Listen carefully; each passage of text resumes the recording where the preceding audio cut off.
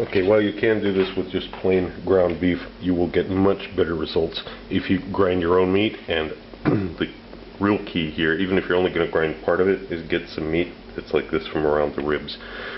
Trim this off. You can use this in two ways. You're going to trim this off and cube it up, and then we're going to roast the bones that come off of this. You're going to roast these and get the juices that come out of that, and that will also go into the mixture. Then after a few minutes, you get it down to where it's just bones here. I've scraped off all the extra fat. There's just a little bit of meat clinging to these bones. These are going to be roasted. The rest of this is going to be cubed up and used to actually make the meatballs.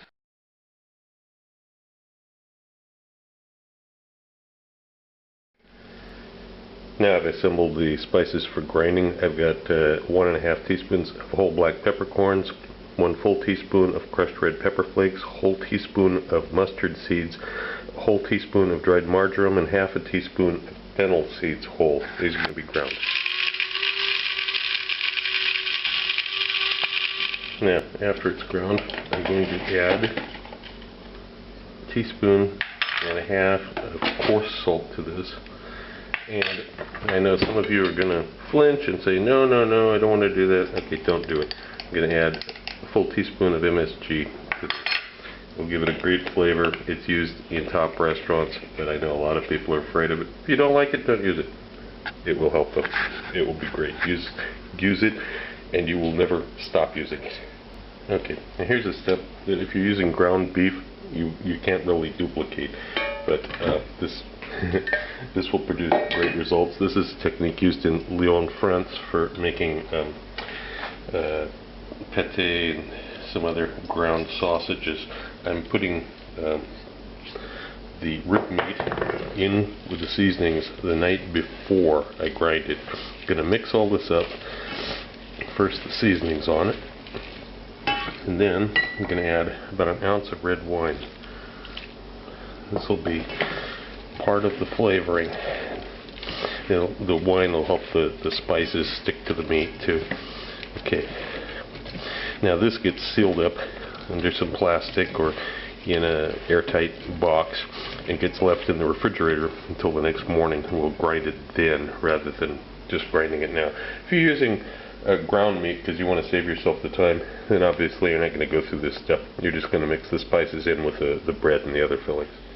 And here we have the roasted bones after 45 minutes at 190 Celsius. You can see there's quite a lot of accumulated fat. I'm going to let these cool down. And okay, now we're going to use these roasted beef bones. We're going to peel off parts. If we got a bone like this, it's okay. You can just break it up a little bit and make it fit. Okay. The fat that's in the pan is going to be left behind. I'm adding beef stock. You can use water. Obviously beef stock is going to be a little bit better. I've got a few cloves of garlic here, some bay leaf, and 400 grams of whole tomatoes in their juices. There's no extra additives to this. This is not some kind of bottled tomato sauce. This is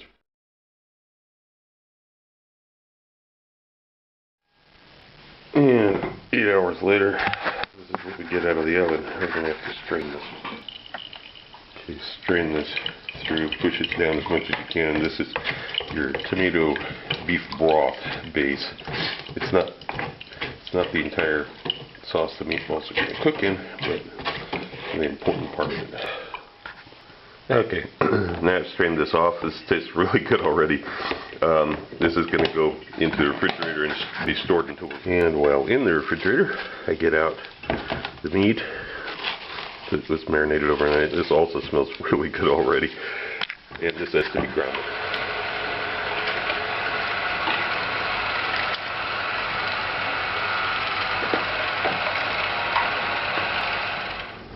Here's what it looks like after it's gone through the grinder 2 times.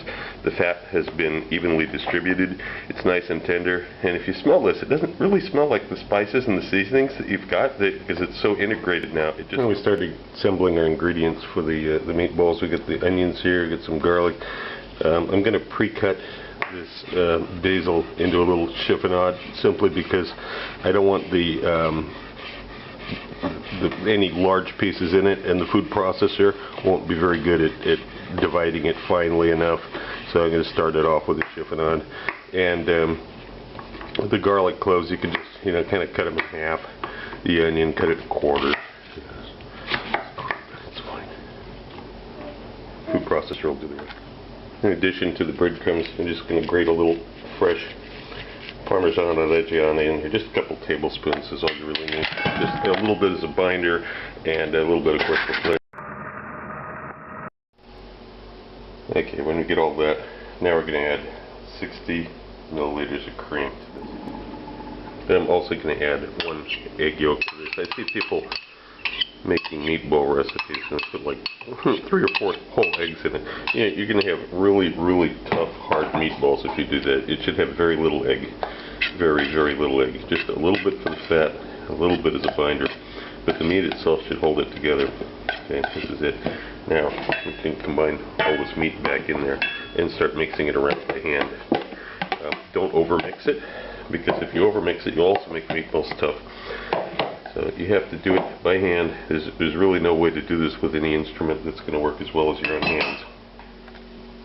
And this is about as far as you want to take it. You still see pieces of bread in there, but there's no giant lumps of bread. Okay, that's what you want. It's evenly mixed, but I haven't squeezed it down until it's, you know, I've over mixed it. It's just about homogeneous. Now you can cook it right now, or you can leave it to stand a little bit.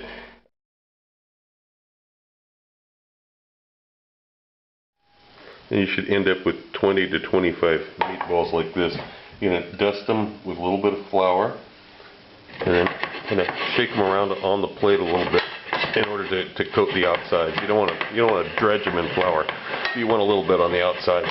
And we're obviously going to have to fry these in 2 batches because it's too many to fit in the pan.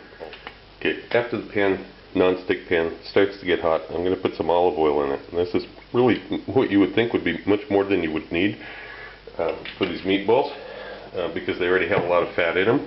Don't worry about that, because we're going to be using the same oil for second application for cooking the tomato sauce and making it into a tomato paste.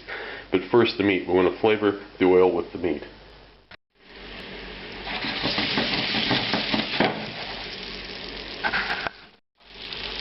This is the position you want them to be in the pan as they're browning, because then there's no uneven browning. The center is too hot.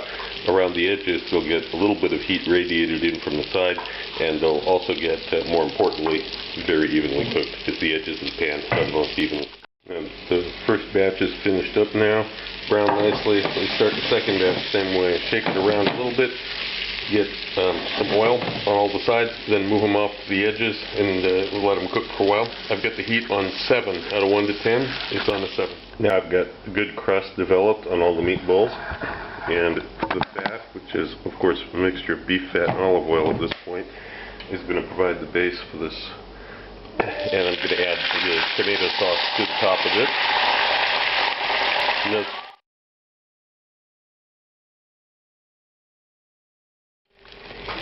okay, I'm not stirring it. I'm just going to cook it with a splatter guard over the top of it. After 5 or 6 minutes, you start seeing little holes like this opening up. I'm not sure if you can see it. You're going to keep cooking. Okay, and when it gets close to 10 minutes, you'll see you can actually remove this splatter guard. It's not splattering anymore because the top is quite dry.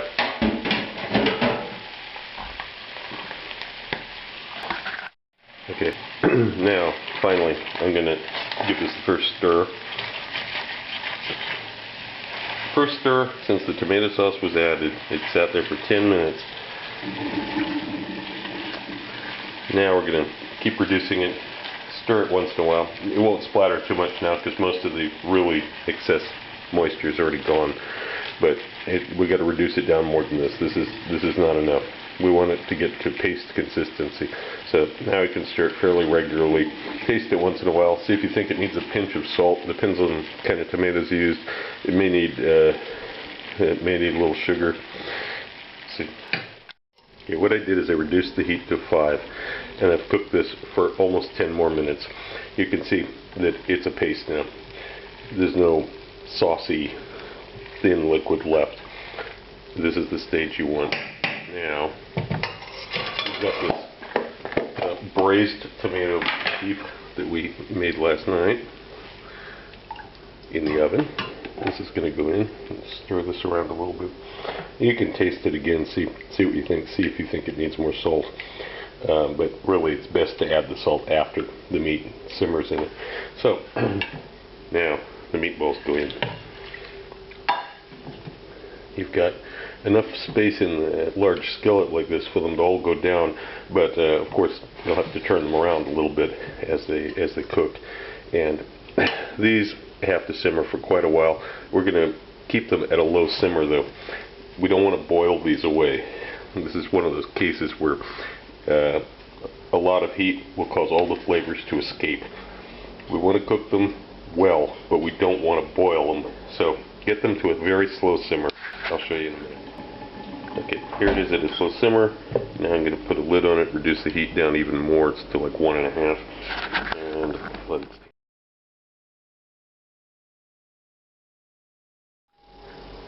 Okay, it's been 45 minutes now, and I'm going to remove the lid now. Continue the simmer here. A lot of fat has floated to the surface. That's okay. Just loosen these meatballs. Make sure they're not sticking. That's why you use a Teflon pan too. You do not want them sticking to the bottom. They'll break up. They're pretty soft and tender. So now I'm going to reduce this a little bit more, and I'm also going to add a little splash of red wine vinegar. It's like just a little, like about a tablespoon over the top of the whole thing. That'll help give it a little, that acidity will help pick up those flavors.